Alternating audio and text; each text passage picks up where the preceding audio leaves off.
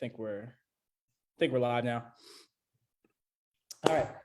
So if you guys are seeing this on your timeline, just go ahead and comment down below whether you're watching this live or on the replay. But I would like to introduce my man Anthony Brown. Been working with him for about 4 months at this point. He's lost 22 pounds. And I'd love for you guys to hear a little bit about his story, because I could talk about this stuff all day long. I mean, you see the before and afters, you see the content, maybe you don't, but I'd rather you guys hear it from somebody else who may have been in your situation and, is starting to see some real results in his transformation. So Anthony, why don't you tell everybody about, I guess, your background, like what you do for work, like what your current lifestyle is and where you were in the beginning with your health and fitness. Sure. Yeah. So some of my background, worked in corporate for over a decade, went to like a senior manager level, right? So I had teams under me. I was, say, middle manager in corporate America is probably the best way to put it, right? Real busy, a lot of people reporting to me, and not a lot of time during the day, right? To do like things. And you get this thought and idea in your head. It's like, how am I going to fit in exercise? How am I going to fit in, getting healthy right now? Because I'm literally putting all these hours into my work.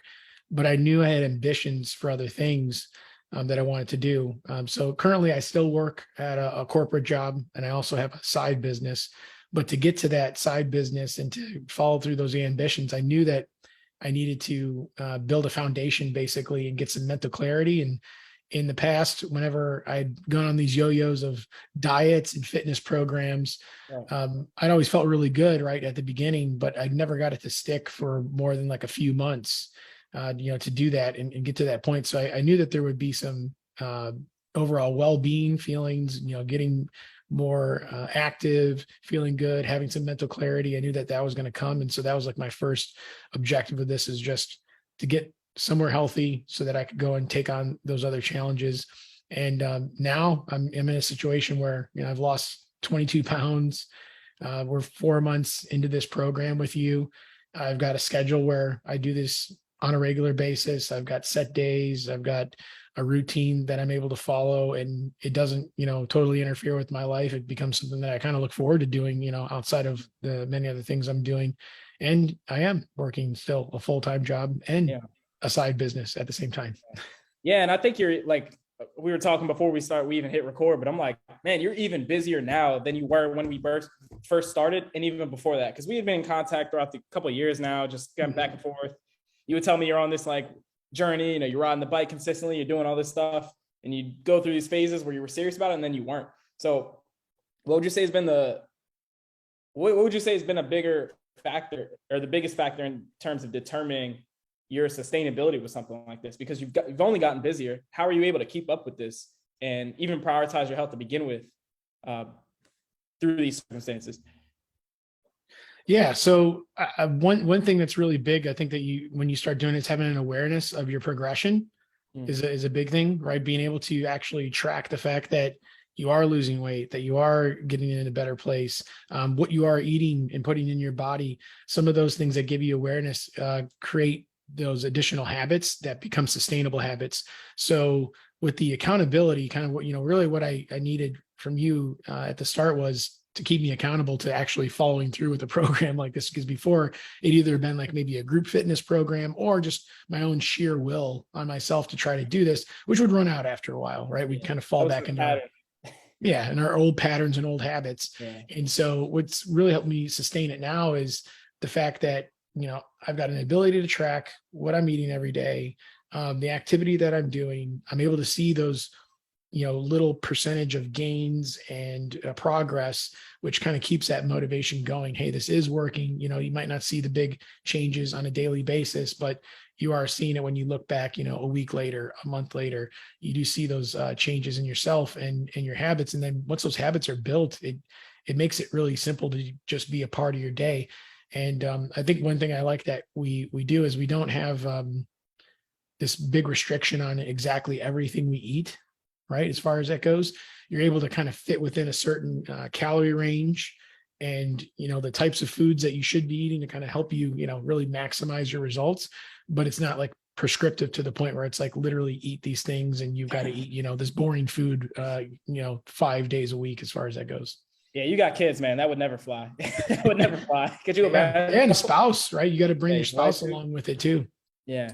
Yeah, were there any challenges there? I mean, before we even get into like what's going well, but were there any big challenges in terms of just making it fit with your family? Because I understand sometimes when guys get into a health journey like this, I mean, maybe this happened to you before, but it's like you start like giving yourself all these barriers before you get to the thing, before you even get to the work. Like if nutrition is already a strong, or it's just like a big barrier for you, you're already thinking about, oh, how do I grocery shop? How do I work this around the family? How are we still going to go out to our favorite restaurants? How are we going to go on vacation? Like all these things that come up before you even get to the main thing. Like, have you struggled with any of that, or were there any big challenges there? Oh yeah. Yeah. I would say family was like supportive, but resistant at the same time. That makes sense. It's like, yeah, we want you to do better. We want you to, get in better shape and that you want to do this. Like that's all good to go. But don't make me also do these things right along with Right. you. Like, Yeah. what are we going to eat for dinner? And, you're going to eat a separate meal. And now that you're getting a little more active, like you want to go out and do different things. And, maybe we don't all feel like doing those things all the time. And overall, like if you've got people that are around you that do really support you and love you that way, they will start to come around on the journey. And so we did get to a Yes. place where I didn't try to push like my spouse, my wife, for instance, in any certain direction, or really try to change like the way they were doing things, because I decided to take on this challenge for myself. But in doing it and having some results and some successes, it made it that much easier for her to be like, you know what, I want to do this along with you. Like I'm here to do this with you. And so, yeah, then the meals got easier. We started, getting on the same page there. She signed up and got into the gym and started working out and doing her own thing as well. And now we're, partnered up with it together. So that really worked out. But yeah, I could see where that could be an issue for some people.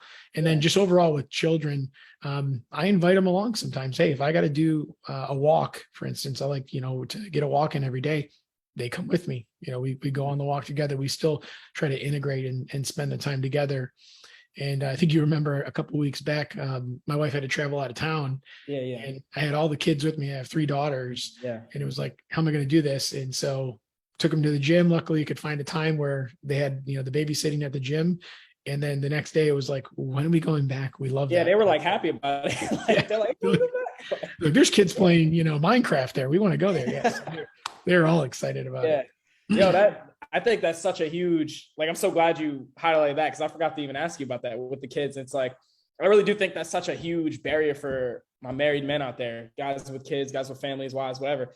And yeah, I find that pattern is pretty, I don't know, it's pretty common with guys. Like, I guess maybe you could speak to this too, and correct me if I'm wrong, but since you've gone through the yo-yo of like weight loss and not being serious about it, like I know for you, it's like the first thing to go once work gets busy and once life gets busy. So it's like, yeah, I'm serious about my health for a month, and then, I'm not doing it for a month. I mean, it's just back and forth. So it's almost like you're training the people around you to expect that outcome this time. So when they hear that you're taking it serious again, it's like, here goes dad with another one of his weight loss things. Or here goes my husband with goes Anthony doing what he's supposed to be doing with his health for a while, and then putting it on the back burner. But I find that especially with guys in those situations, you're right. It's like after a while, they do come around. It's like once you can demonstrate that it's important enough to you first, then they start to come around. And now maybe you had some resistance at first and you had to get to that sticking point to prove to yourself and everyone around you that it was important.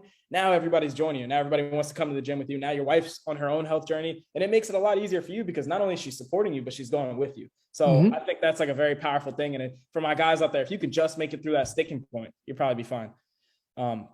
Absolutely. And I think this applies to like other areas of life, as we've talked about before, is when you start to establish like those habits and stick to anything that you're trying to accomplish in life, right? And through that initial barrier of either resistance or disbelief, like you're saying with regards to, when you talk about things you want to do in life, goals, aspirations, and then people are like, well, that sounds really good, but maybe they don't really believe like that you're actually going to go through with it. Yeah. Well, yeah. And when you do continue going through with it and you stick to it and you can kind of be consistent to know that it's not going to happen on, day 31, it's going to take you maybe day 200 to get kind of where you wanted to go in some cases. And you have to be able to stick through that and follow through. Like when you get to that point though, it does get so much easier to kind of maintain that consistency of that routine, those habits, whatever's kind of got you to that point. It makes it so much easier. And then everybody else around you does believe you. They do, support you.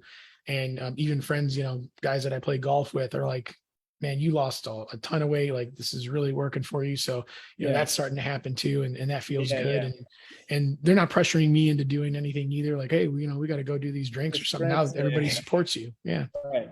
Yeah. It's cool how that works. Cause it's almost like, it sounds like we have to get through a sticking point, not only just with the immediate household and people around you, but sometimes with the circle outside of it in terms of people not recognizing your progress. Maybe you not recognize your own progress, people, stuff like that. But once you get to that point, you get past that sticking point, it gets easier, not only because you've built the habits, but because everybody's supporting you now, because everybody wants to see you win once they see that you're actually making progress and you're serious about it. So they can get behind that. So I think it does, once you get the ball rolling, you get past that point, it does get a lot easier. But for a lot of people, the hardest part is starting. So speaking of starting and speaking of resistance, would you say you were resistant to working with me at first? You can be honest on this one, man. Yeah. So we had been back and forth for a while. Yeah, so Dallas he was in my Facebook Messenger DMs for probably over a year. Yeah. Hey man, just checking in. Hey. Yep. Seeing what was going on. And resistance wasn't because I didn't believe in like fitness coaching or anything like that. It was more I wasn't ready, right, to probably take the challenge on. There was another thing that I definitely had as a stigma, I should say, but basically like a thought of, will this work? Because this person's not near me, right? Like they're going to be online and somewhere else. Like, how am I going to make that kind of work? Like, how are they going to help me be accountable and do these things? Like typically if I'm going to get like a fitness trainer or something, it's going to be somebody I'm going to the gym with. Yeah. They're going to be there with me and have that kind of motivation. And that's, I think, a traditional, but I've realized that it's not the only way to go about it. And I do get the support that I need now. But yeah, that was like a big resistance thing for a while. Is that just like, how is that even going to work? Like this, I'm not sure that could even work. I don't blame you, man, because you're like all the way down in Florida. It's like, how the hell is this kid from Jersey going to freaking help me get in better shape? And he's not even here. He's not, we haven't even seen each other in person. How's he going to help my form and all this stuff? But, how's he going to make sure that I actually do the work? But as you know, there's systems to everything. But with that said, I know you played some sports. I know you told me you played football back in the day. You did some jujitsu. So would you say that in-person element of like always having the coach, in the weight room with you or at practice with you, that was kind of something you thought that you needed in order to get in the best shape of your life because that's what you were used to? Like having that instructor right there, having the coach push you on the reps in the weight room, like that type of stuff. Yeah. And in those situations too, it was either a team or a group. Yeah. Right. Where you had some accountability to those people. So like an example, when you're in a organized sports growing up in school, you've got all your friends and things like that, who's like expecting you to perform to a certain level or you show up to practice. Right. So like you definitely do those things and you don't go away from that. In the case of like when I did Krav Maga, which is that mixed martial arts, there was a whole group of people, right, that I met there. And at first, you're just all strangers trying to learn the different techniques and go through the exercises in the conditioning program. But after about 3 to 4 months, you start to have camaraderie with people. And then it's like, well, hey, why aren't you here on Tuesday? Right. Why aren't you there on Friday? Yeah, exactly. And it's like, oh, where have you been? I haven't seen you in a week or so. And just that sometimes was enough to kind of go like, hey, I don't want people to think that I'm quitting on this. Like, I'm going to make sure I'm going and, I'm in it. And that used to be my thought because I definitely did have some success in that kind of group type of environment like that. I think the longest before working with you was when I did Krav Maga. I did 6 months straight and I got down to 190. I was at a good weight and felt really good.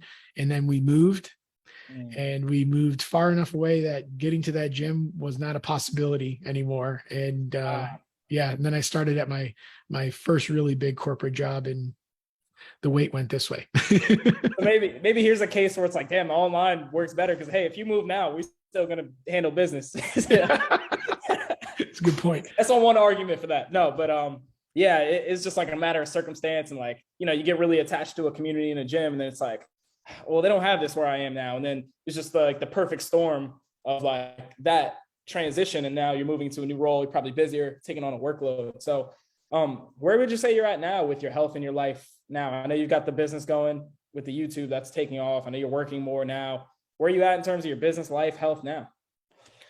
I'm in a really good spot. Probably the best that I've been. Like I can't remember another time where I'm kind of feeling like this, where all the cylinders are starting to kind of come together. I knew fitness was going to be the foundation, because if I felt good in my body and my mind as far as it goes, that I was going to be able to take on the challenges of what I wanted to do.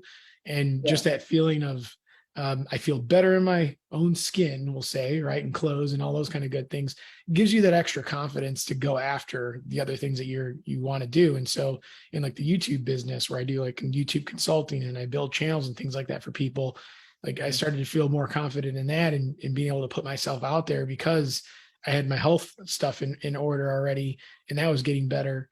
And, it even led to, like, when I went to the doctor, I was taking pills for hypertension for, hypertension and all of that. Right. And I'm going to get off those pills in another month here. My blood pressure is the lowest it's been. And the blood tests came back like there's no problems with cholesterol or any of those things that I had to keep monitoring. And they're like, you need to take care of this at your age, because it's not going to get better, So it was like little wake up calls, and all those things are kind of gone, and it's in a good place now. And with regards to being busy, like I feel like I've got a system in place where I put my health first now. So if it comes down to what time I need to go to sleep, or getting my workout in the next day, and then the food that I need to eat, that, like I said before, is the foundation. So I don't want to hurt that, right? If there's anything that goes before that, it's the other stuff. Whereas before, it was flipped upside down. Yeah. So I flipped it around, and that comes first. So it's probably one of the easier things to do in my day, to go, oh, I got to go to the gym today. Oh, I got to go take a walk. Like, those are things that there's not as much hesitancy to do now. That's like the business stuff and work stuff and other things are probably harder, because there's a lot more complex thought that needs to go into it. Yeah. And, but now, fitness wise, like, that's simple. Just show up and do the work. Yeah, because I'd imagine for work, it's not like you're just doing busy work all day. Like, now, as a business owner, even aside from your leadership role at the corporate job, like, which is probably already a lot of hours and mental fortitude it takes to get through that, but you're solving problems all day, and you're building out systems and SOPs. We've been talking about this past couple of weeks, especially now in this ground stage, before you scale. You're doing a lot of higher level, deep work and problem solving. Like, with the health and fitness, it's like, oh, all I got to do is do what I've been doing and follow the plan and show up. Like, that's the easy part. I mean, doing the work isn't always easy, but it's not a lot of mental like guesswork involved for you. So yeah, I can imagine now that pyramid is flipped a little bit, because now work's taking all of your capacity now at this point. Yeah, man. And the other thing that stood out too is with the hypertension pills, and we had talked about that day one, but I remember one of these days, like, you texted me like, hey, it's the best blood work I've had in 7 years. And man, I think that's so powerful, because you said the best blood work you've had in 7 years, and it's only been 4 months, like, of you doing the work consistently. It's like, well, damn, well, what happens when you're doing this for 7 years? Then what? Or 4 years, however long you stay, well, you shouldn't stay consistent for life, but just doing this year after year instead of just month after month. Like, damn, how much more improvement would you see on your blood work and everything else then? So yeah, it's just crazy how fast this can turn around after being like in a certain spot for so long. Yeah. And I think that brings up another point when you talk about resistance to starting and things like that. Some people could get to certain, like I'm 38, I'm going to be 39 this year. You can get to a certain age where you're like, I'm not going to be able to achieve the pinnacle of, where I could be in life. So right. Why bother? Right. Yeah. Like, what am I going to do with, looking really good, in this age, that kind of thing. And it's like, I wouldn't have believed it, even 2 months ago, but I'm starting to believe it now that, staying consistent with this and continuing to do it, that I will get to that point where I probably am in a better physical shape than I was in my 20s, for sure. Yeah. And I know, and now we've been talking about that more often. And you said that was a goal, but I hear you on day one, probably sounded like I was blowing smoke up your ass. Like, oh yeah, dude, we can get down to 190. It's just a matter of how long it's going to take. It's like, yeah, whatever. It's kids just talking shit. But yeah, man, like, I think, like you said, now that you're seeing things turn around pretty quickly and you're starting to notice the definition, it's like, I know when you got to 190 last time, you probably weren't a fan of how the physique was looking, because I know you were, messing around with different diets and different plans there. But I mean, I think just taking this approach and, doing things a little bit slower, but also more consistently, focusing on the right thing. Yeah, you're going to look better at 190 this time, even though you're not in your 20s anymore. Like, you're almost 40 and you hold it well. Like, shoot, I didn't know you were 38 until we talked about it the other day. But even so, like, just because you're past your 20s or your physical prime, as they like to call it. It's like, no, it doesn't mean we can't get in better shape now than you were back then, because you weren't doing the same things as consistently as you are now as you were back then. So yeah, I was 28 when that or the other the way previous around. time that I got to 190 and everything, and I didn't have the nutrition down at all. Like my nutrition plan was eat those Atkins like Carb Smart bars or something like that. That was like the Yeah. best thing that I could think of, and I didn't really have a plan or a guide to kind of follow there. And then the exercises were more cardio, a little bit of strength conditioning, but it was more like push-ups and sit-ups and those kind of things. No weightlifting at Right. all. So to that point, yeah, I could see already like in the body changes that I'm going to look completely different when I hit that level versus what I did at that age 10 years ago Yeah. when I hit that weight goal, basically, that I wanted to keep going farther because I didn't feel like, oh, I'm not seeing the definition that I expect, at this weight, or I don't have like the muscle built up that I thought I would. It was more just kind of skinny, right? I got skinnier, but all that physique kind of wasn't really built up there. Whereas this Yeah. time it's different. I see like a more muscular type of physique, and Yeah. I'm still 20 pounds almost away from that goal. Yeah, exactly. So we're not at 190 yet, but when we get there, it'll probably be a better, more filled out 190. So which is cool, because it's like you said, sometimes people think like, oh, if I couldn't do it in my 20s or whenever, oh, if I didn't look how I wanted to look back then, there's no way I could do it now. But it's like, no, man, you took a different approach. Your goals might have been different. You were just doing different things. It's just, if we apply the right principles right now, man, the sky's the limit.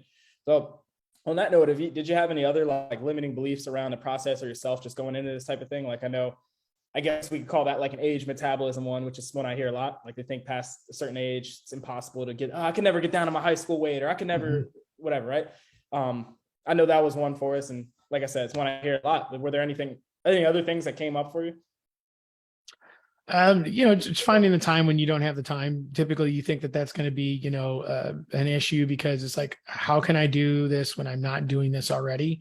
And Yeah. the reality really is like, you just have to make the time. Like you've got to make the time and find it. So what did I do in the morning? I knew personally from my own personality that if I got the workout in early in the morning versus trying to wait till after the workday had been done, because I'd done that before in that other program where I was in the group and doing Krav Maga. I had went at like 6:30, 7 o'clock at night. And if the group was there, it was good because I was going there to see other people, and these people I kind of built up a, rapport with and everything. But in this case, like, going to the gym on my own and trying to, make that happen, going early in the morning, that just created that time. It took only get up 1 hour earlier than I usually do. So I get up around 6, eat a little bit of breakfast. I'm at the gym by 7 o'clock, the latest. And then I work out and I'm done before 8. And then I go into work for the day. Yeah. And You work from home, which helps. Yeah.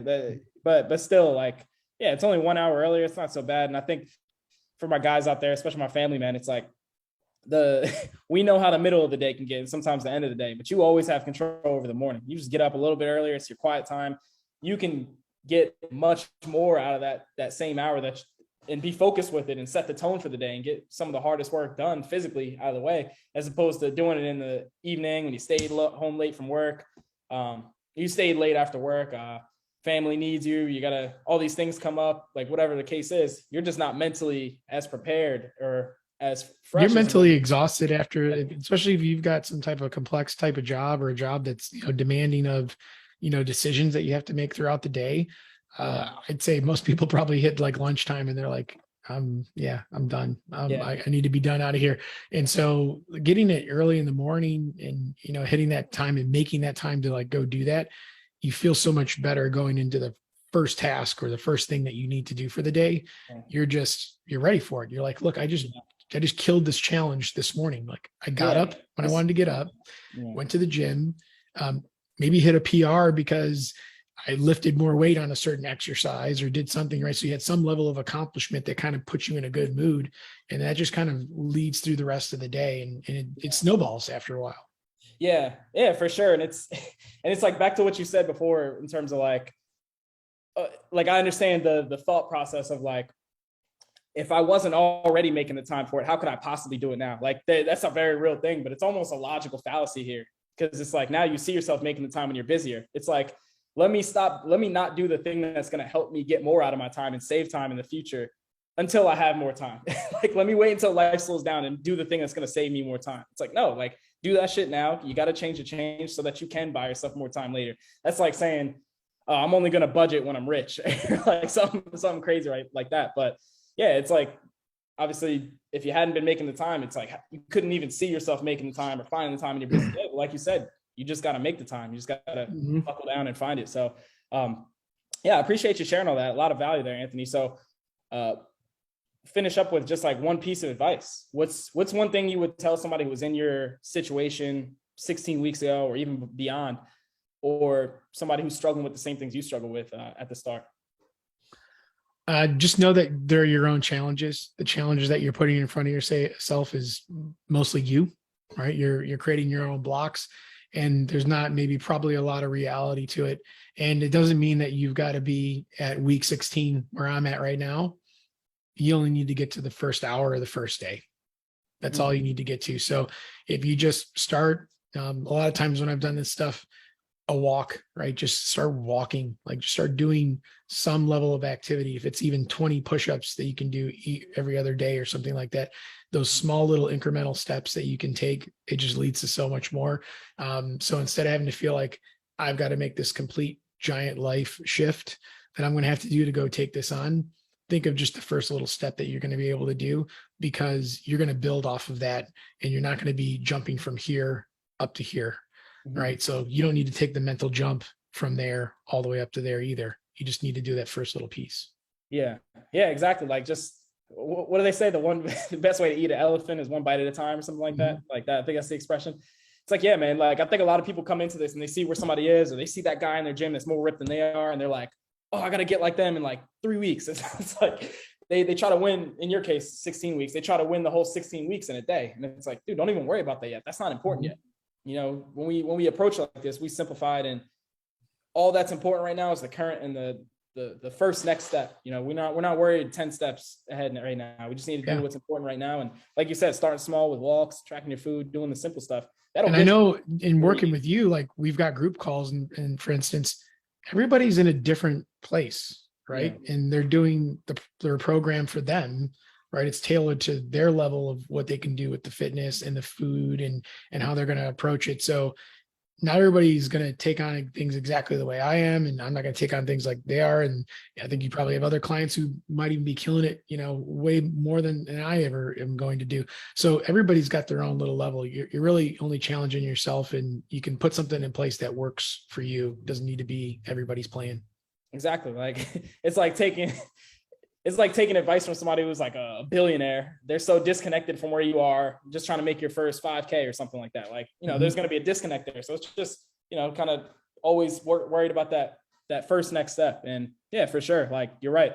People are at different levels, and there's different strategies and things we got to implement for that person. So what works for you may not work for the next guy. And shoot, wherever you were day one, we would not be having the conversations we're having now. But to get through day one, week one, and month one, so got you to the point where we can have some of these like higher level conversations in terms of strategy. So yeah, it's all a roadmap. It's a staircase. You know, everything's going to build on the next thing. So, Anthony, I appreciate your time. I don't want to keep you here too long, but guys, if y'all need some help with your YouTube stuff, like, I'm gonna tag him in this video so you guys can click on his profile and connect with him. You know, he's on Facebook. I think you're on LinkedIn as well. But yeah, he does YouTube consulting. He's helping people build out their channels like in a done for you style. So this is just something he's taken a while to perfect, and he's only getting better. And yeah, if you want to talk about that, go ahead, bro. But certainly, yeah. So what we can do for people is, if you've got an existing business and you want to have growth on YouTube and grow your business and get more reach and basically do YouTube the right way so that you're actually getting your views and getting your content seen, can help with that. And then outside of that, for anybody who's ever wanted to have a YouTube channel and make money from YouTube without ever having to be on camera, voice the videos themselves or any of that, we've got a content team that does that, and we build channels all the time where the people that invest and build the channels with us are never even on the channel at all, but they're reaping all the rewards from it. So that's what we do for people. Yeah, great way to get some lead gen and just improve your audience. Or if that, like you said, even if using it as a business venture, you want to get that ad spend and actually make money off your videos, monetize them. It's like, there's more than one way to. Yeah. So typically what happens within the first like 3 months is the amount YouTube pays for the production of the content, right? So it becomes this wheel that kind of feeds itself, right, as far as that goes. So that's the strategy we go with on the faceless channels. Yeah, and that's cool with the faceless channels, because some people are like, I want to do YouTube, but I don't want to have to be on camera. I don't want to have to talk to the camera. I don't want to have to film myself doing this for whatever reason.